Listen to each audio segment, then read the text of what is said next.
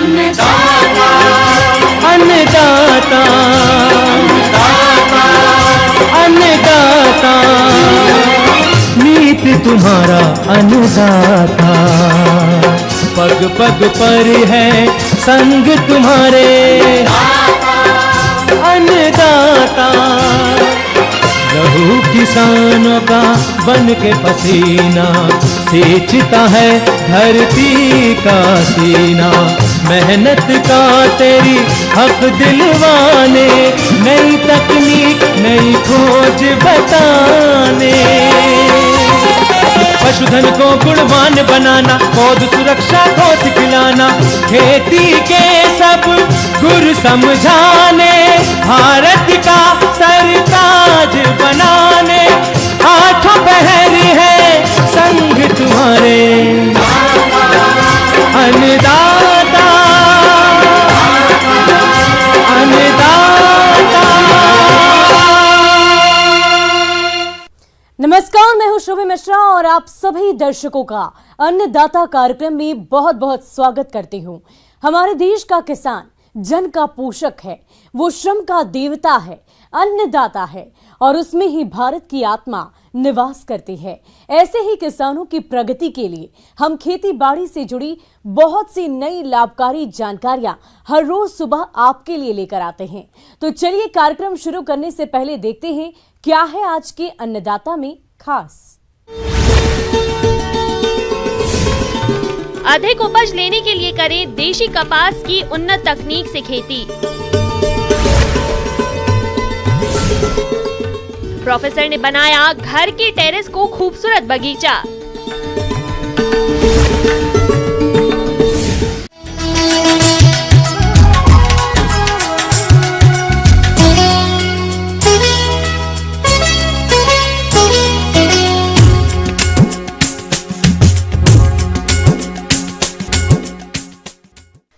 व्यावसायिक फसलों में कपास की खेती करके किसान अच्छी आय कमा सकते हैं और जैसा कि वर्तमान समय देशी कपास की बुआई का चल रहा है, तो जो किसान देशी कपास की बुआई करना चाहते हैं वो किसान उन्नत किस्मों का चयन करके देशी कपास की बुआई करके अधिक उपज ले सकते हैं। तो आप किस प्रकार से करें देशी कपास की बुआई, इस बारे में जानकारी के लिए देखिए हमारी ये खास रिपोर्ट।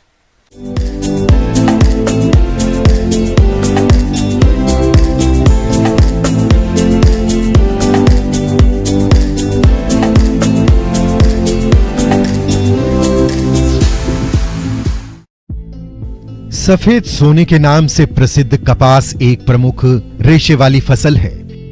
इसमें नेचुरल फाइबर पाया जाता है जिससे कपड़े तैयार किए जाते हैं। देश के विभिन्न हिस्सों में कपास की खेती बड़े पैमाने पर की जाती है, जिसकी खेती करके किसान अच्छा खासा मुनाफा कमाते हैं। किसान भाइयों, आज हम बात करने जा रहे हैं देशी कपास की उन्नत खेती के बारे में।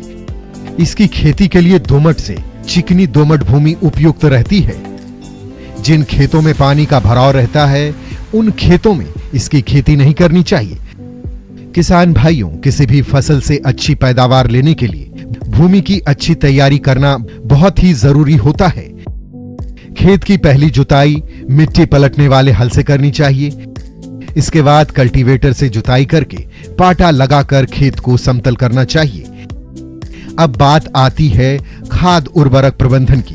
तो किसान भाइयों, खाद उर्वरकों का प्रयोग आप मिट्टी परीक्षण रिपोर्ट के आधार पर करें और अगर आप किन्हीं कारणवश मृदा परीक्षण नहीं करवा पाए हैं तो आप 25 किलोग्राम यूरिया और 31 किलोग्राम सिंगल सुपर फास्फेट प्रति बीघा बुआई से पहले खेत तैयारी के समय ड्रिल करें। और जिन खेतों में जड़गलन रोग का प्रकोप अधिक होता है उन खेतों के लिए बुआई से पूर्व 2.5 किलोग्राम ट्राइकोडर्मा हर्जेनियम को 50 किलो आर्द्रता युक्त गोबर की खाद में अच्छी तरह मिलाकर छाया में रख दें। फिर इस मिश्रण को बुआई के समय प्रति बीघा की दर से पलेवा करते समय मिट्टी में मिला दें, जिससे आपकी फसल की बढ़वार अच्छी होगी। किसान भाइयों, देशी कपास की खेती के लिए RG 8, RG 18, राज DH 9, HD 123, RG 542 उन्नत किस्में हैं, जिनकी औसत उपज क्षमता 25 से 30 क्विंटल प्रति हेक्टेयर है। जहां तक बीज दर की बात है तो देशी कपास की खेती के लिए 12 से 15 किलोग्राम बीज प्रति हेक्टेयर आवश्यकता पड़ती है। बीजों को हमेशा किसी विश्वसनीय और प्रमाणित संस्था से ही खरीदें।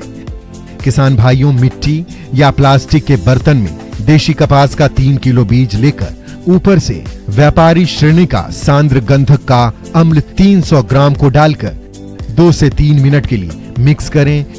इससे बीजों का सारा रेशा उतर जाएगा। फिर बीजों वाले बर्तन में 10 लीटर पानी डालें और अच्छी तरह से हिलाकर पानी निकाल दें।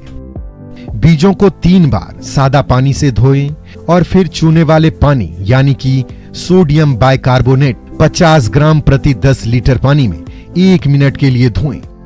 फिर एक बार दोबारा धोएं और छाया में सुखाएं। किसान भाइयों, इस क्रिया को करते समय दस्तानों का प्रयोग जरूर करें। किसान भाइयों, कार्बेंडिज्म 2 ग्राम प्रति किलो बीज की दर से उपचारित करके बुआई करें। बीजों की बुआई कतारों में करें, जिसमें कतार से कतार 67.5 सेंटीमीटर की दूरी रखते हुए बीजों की बुआई करें। यह ध्यान रखें कि बीज के ऊपर 4 से 5 सेंटीमीटर से अधिक मिट्टी न गिरे, अन्यथा बीजों के अंकुरण पर प्रतिकूल प्रभाव पड़ेगा। किसान भाइयों, फसलों को खरपतवारों से बचाने के लिए पेंडीमेथिलीन खरपतवार नाशी की 3.3 लीटर मात्रा को 700 से 800 लीटर पानी में घोलकर बुआई के 2 दिनों के अंदर स्प्रे करें, जिससे फसल खरपतवार मुक्त रहकर बढ़वार अच्छी करेगी। परिणाम स्वरूप किसान भाइयों को फसल से उपज भी अधिक मिलेगी।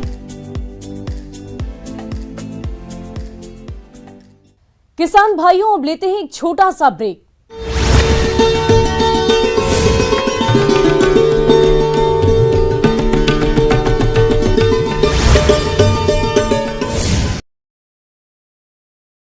वो अपना काम कर रहे हैं, सरकार अपना काम कर रही है और जो पॉलिटिकल लीडर हमारे हैं उन्होंने उस पर बयान दे दिया।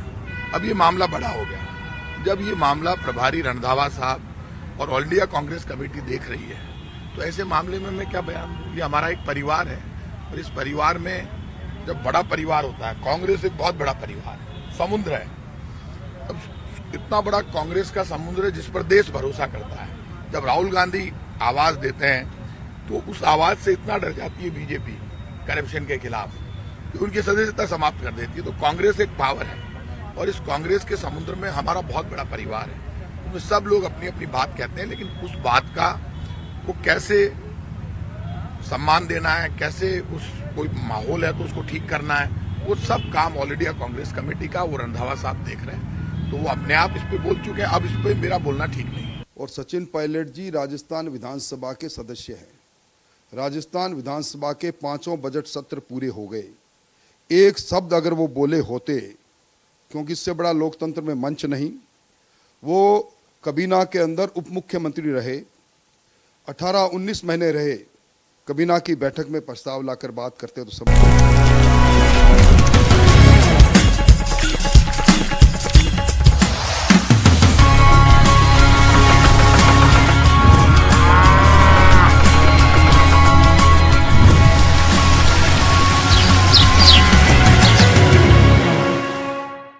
और ब्रेक के बाद आप सभी दर्शकों का अन्नदाता में एक बार फिर से स्वागत है।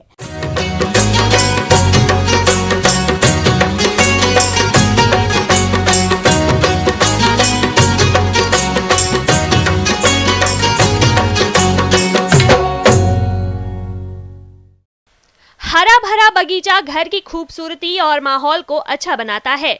साथ ही साथ इससे फल फूल और ताजी सब्जियां भी मिलती है, जिनका सेहत पर अच्छा प्रभाव पड़ता है। गांव में लोगों के पास घर के आसपास जमीन होती है, लेकिन शहरों में घर काफी छोटे होते हैं।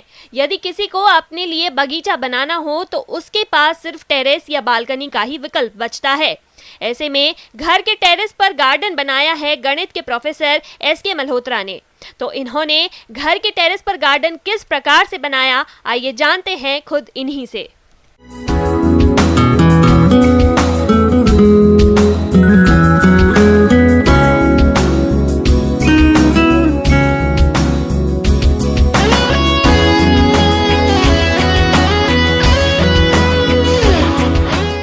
तो आप देख रहे हैं कि मेरे घर में मैंने छत के ऊपर टेरेस गार्डन लगा रखा है।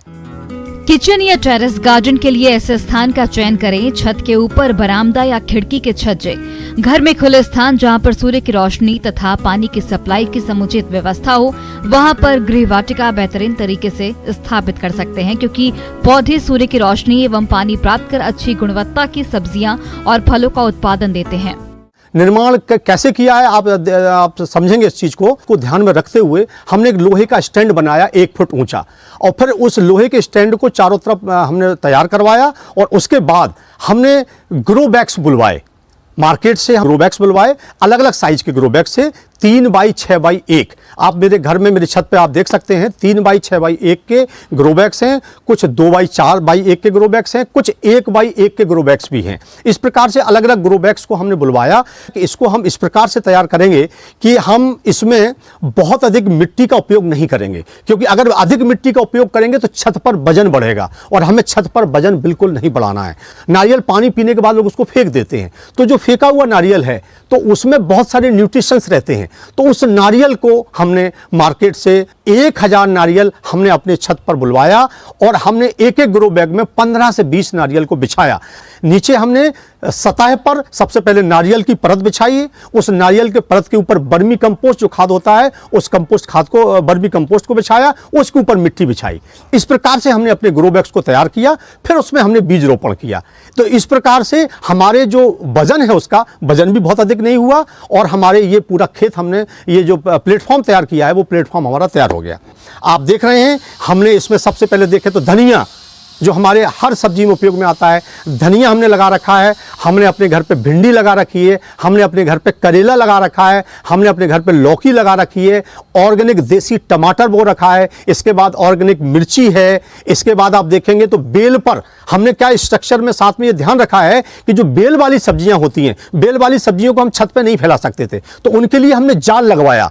हमने एक ऐसा स्ट्रक्चर अपने घर पर तैयार किया है कि हमने स्टैंड के साथ में जाल लगा रखा है चारों तरफ। तो जाल में क्या होता है कि जो बेल वाली सब्जियां हैं, जैसे करेला हुआ, जैसे गिलकी हुई, जैसे आपका कद्दू हुआ, ये जितनी भी बेल वाली सब्जियां हैं ये हमारे पैरेलल वर्टिकल हमारे उस पर चढ़ जाती हैं, और वहीं वो उनमें फूल और फल उसमें लगता रहता है। हमने अपना बैगन लगा रखे हैं, बैगन हमने अलग अलग वैरायटी के लगा रखे हैं, गोल वाले बैगन हैं, भरता वाले बैगन हैं, और लंबे वाले बैगन हैं, बैगन लगा रखे हैं। इसके बाद आप देखेंगे लाल भाजी लगी हुई है। तो जितनी प्रकार की सीजन वो वेजिटेबल हम सीजन के हिसाब से बोते हैं। इसके अलावा आप देखेंगे तो हमने मेडिसिनल प्लांट्स भी लगा रखे हैं। मेडिसिनल प्लांट में आप देखेंगे तो मैंने तुलसी लगा रखी है, तुलसी के अलावा हमने कपूर तुलसी लगा रखी है, हमने पुदीना लगा रखा है, हमने एलोवेरा लगा रखा है, हमने जो बिटर लीफ जो डायबिटीज में काम आता है पौधा, वो बिटर लीफ का पौधा भी लगा रखा है, हमने गुड़मार का पौधा भी लगा रखा है, और गिलोय का पौधा भी हमने बेल हमने लगा रखी है। तो जितने प्रकार के मेडिसिनल प्लांट हमारे घरों में उपयोग आ सकते हैं उन मेडिसिनल प्लांट को हमने अपने घर पे लगा रखे हैं। हमने गुलाब लगा रखे हैं, अलग अलग प्रकार के फूल, इनकी खुशबू पूरे हमारे घर की छत को, हमारे घर को महका देती है। अब आते हैं हम फलों पर।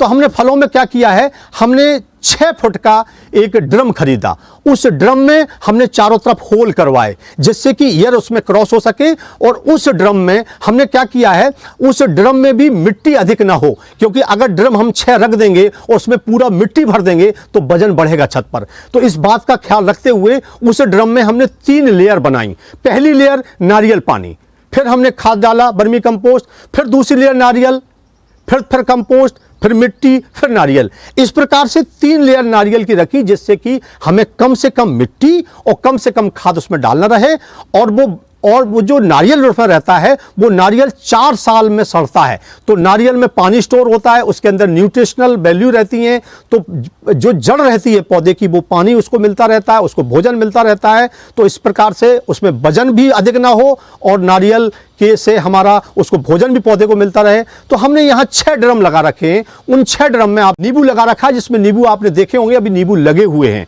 नींबू लगा रखा है, मौसमी लगा रखी है, पपीता लगा रखे हैं, और हमने अनार भी लगा रखा है, और अमरूद भी लगा रखा है। इस प्रकार से 6 पेड़ हमने लगा रखे हैं।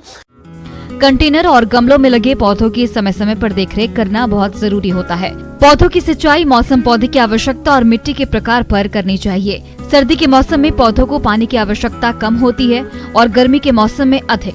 इसलिए नमी कमी दिखने पर ही सिंचाई करनी चाहिए। आवश्यकता से अधिक पानी भी पौधों को नुकसान पहुंचा सकता है। पौधों में पानी कभी भी दिन में नहीं देना चाहिए। दिन में क्या धूप रहती है, गर्मी रहती है, और उस समय अगर आप पौधे में पानी देंगे तो वो मुरझा सकता है, सूख सकता है। तो पौधों में पानी हमेशा सूर्य अस्त होने के बाद शाम को 6 बजे के बाद दीजिए, या सुबह 6 बजे या 7 बजे उनको दीजिए। आप देख रहे हैं कि ये सब्जियों में ये कैसे सब्जियां या फल हमारे इतनी अधिक मात्रा में प्राप्त हो रहे हैं। आपको कुछ नहीं करना है, आपके घरों में जो सब्जियों के छिलके हैं या फलों के छिलके हैं, या तो आप डायरेक्ट डाल देते हैं, उससे हमारा उत्पादन दुगना चौगुना बढ़ जाता है। कुछ लोग इनको स्टोर कर लेते हैं, स्टोर करके एक जगह इकट्ठा करते जाते हैं, और जब वो सड़ जाता है इसके बाद इसमें डालते हैं, जिसको अमृतपान कहते हैं। तो आप दोनों तरीकों में से कोई भी तरीका अपना सकते हैं। एफिड लगता है उसमें, तो उसके लिए क्या करते हैं, हम किसी प्रकार के केमिकल का उपयोग नहीं करते, क्योंकि ऑर्गेनिक सब्जियों का उद्देश्य यह है कि उनकी ऑर्गेनिक वैल्यू बनी रहे। केवल और केवल नीम तेल जो मार्केट में आसानी से उपलब्ध है, 5 ml उस नीम तेल को लेते हैं, हम उसमें मिला देते हैं और उसका स्प्रेयर की मदद से हम स्प्रे कर देते हैं। तो उसमें जो एफिड आता है, उसमें जो कीड़े आते हैं, वो अपने आप समाप्त हो जाते हैं। इसके बाद हम क्या करते हैं, हमने एक 20 लीटर का स्प्रेयर भी ले रखा है। उस 20 लीटर के स्प्रेयर से हम शाम के टाइम पौधों को नहला देते हैं। सब्जियों की तुड़ाई परिपक्व की अवस्था में तुरंत कर लेनी चाहिए, क्योंकि इसी अवस्था पर सब्जियां ताजा एवं गुणवत्ता वाली प्राप्त होती हैं, तथा जब पत्ते वाली सब्जियां कोमल रहें तब रोजाना तुड़ाई या फिर कटाई करते रहना चाहिए। टमाटर की तुड़ाई जब लाल हो जाए तब कर लेना चाहिए। भिंडी और बैगन की तुड़ाई जब उनका पूरा आकार में हो लेकिन कोमल रहे तब इसकी तुड़ाई कर लेनी चाहिए। प्रेमी हैं और प्रकृति प्रेमी नहीं भी हैं, तो आप प्रकृति प्रेमी बन जाइए। क्यों बन जाइए, उसके पीछे कारण है। क्या आपने कोविड में जिस अवस्था को देखा है, हम सब्जियों के लिए तरस गए। बाजार की सब्जियों में जाहिर है, बाजार की सब्जियों में किस प्रकृति के हैं, क्या है, हमें नहीं पता।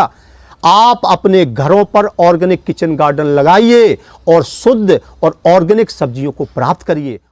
आगे और भी है खेती बाड़ी से जुड़ी बहुत सी रोचक जानकारियां। कहीं नहीं जाइएगा, रुकेंगे एक छोटे से ब्रेक के लिए।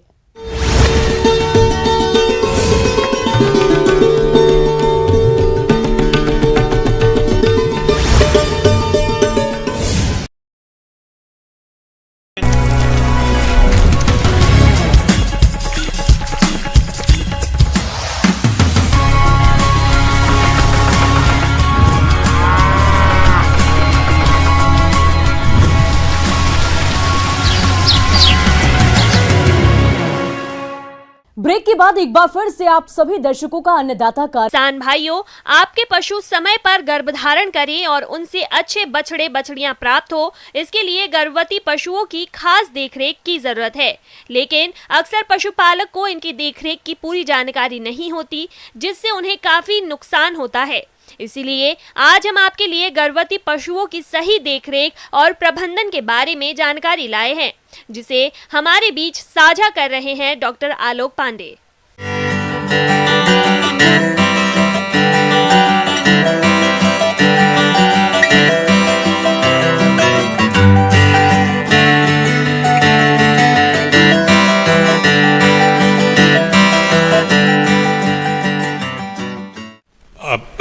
पशु रखते हैं, दुधारू पशु रखते हैं। दुधारू पशु में खास करके जो हम लोग गाय भैंस का जो है, अगर गाभिन होती है, दूध दे रही है, तो सबसे ज़रूरी चीज़ है कि 2 महीने पहले उसको दूध को सुखाना होता है। अगर दूध देने वाली गाय है तो उसके दूध को सुखाइए। तो आहार जो आप उसको देते हैं, उन दाना मिश्रण को थोड़ा थोड़ा करके कम कीजिए। धीरे धीरे करके जैसे ही दूध कम हो तो उसके बाद सूखा जाता है, तो वहाँ पर कोई भी जो जीवाणुनाशक घोल है दवा का, उसको वहाँ पर लगा देना है थन पे।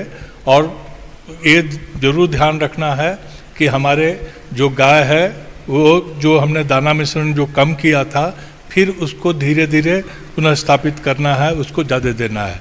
किसी भी जानवर को जो आप दाना मिश्रण देते हैं, वो जीवन यापन के लिए जो है 1 किलो करीब करीब आप देते हैं, और इसके लिए अतिरिक्त आपको 1 से 1.5 किलो देने की आवश्यकता है गर्भवती गाय को।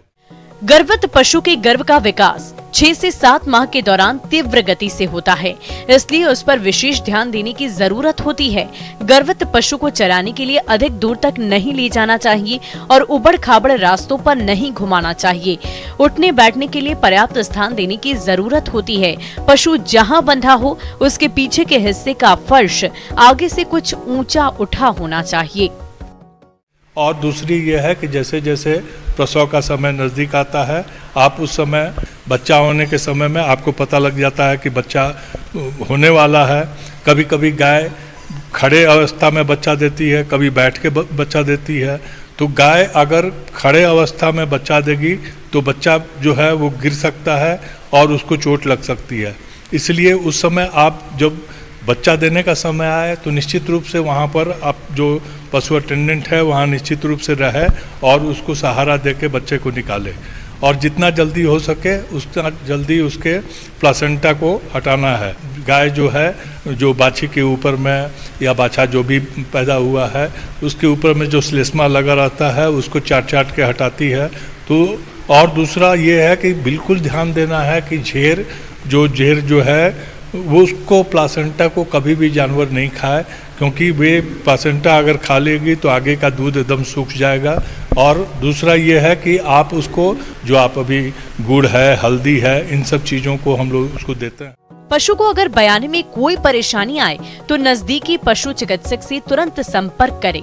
बयाने के आधे घंटे के भीतर नवजात बच्चे को खिस अवश्य पिलाएं। प्रसव के बाद ही गाय भैंस को 2 से 3 बार काढ़ा जिसमें अलसी 200 ग्राम, अजवाइन 100 ग्राम, सौंठ 50 ग्राम को 5 लीटर पानी में अच्छी तरह पकाकर उसमें 1 किलो गुड़ मिलाकर पिलाएं। ये काढ़ा पशु के स्वास्थ्य के लिए बेहद लाभदायक होता है। यदि पशु प्रसव के 12 घंटे के अंदर जीर नहीं गिराता तो आपको नजदीकी पशु चिकित्सक से संपर्क करना चाहिए।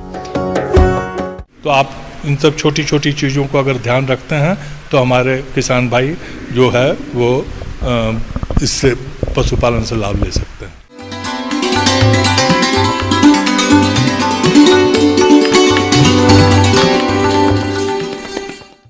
आइए जानते हैं अन्नदाता निःशुल्क फोन के माध्यम से पूछे गए समस्याओं का समाधान।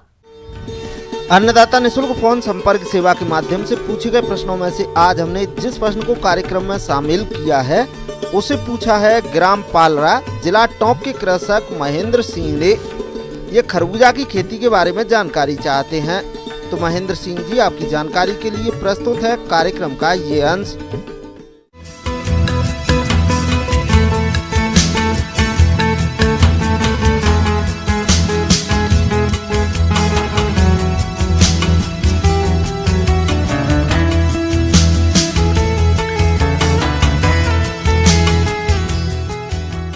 किसान भाई, वर्तमान समय में जो है एक प्रमुख फसल जो है ग्रीष्मकालीन खरबूजे की खेती।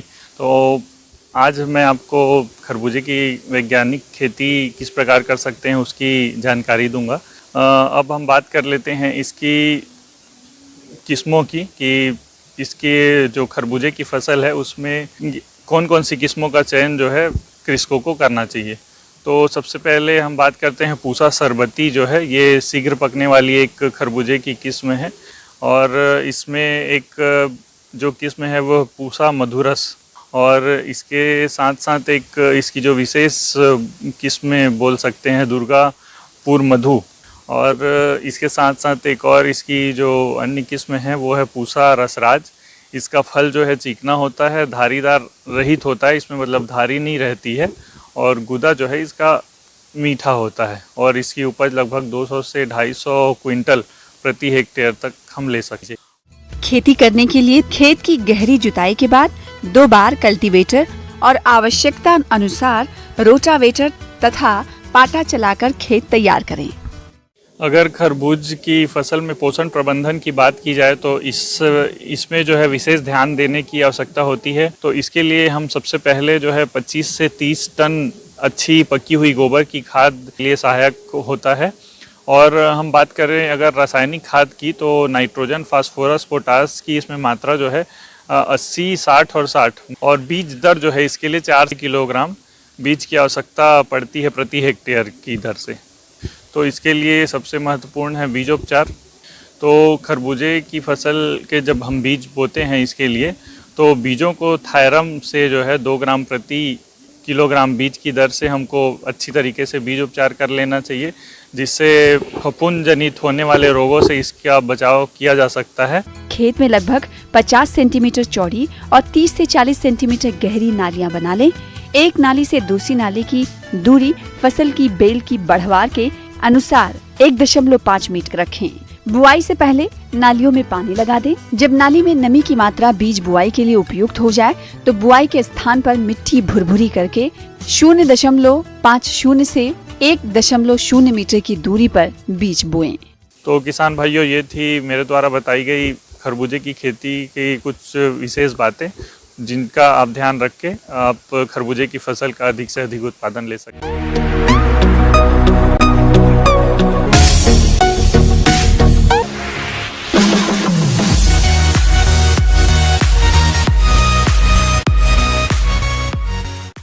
और एक नजर डालते हैं राज्य की कुछ मंडियों के प्रमुख फसलों के बाजार भाव पर।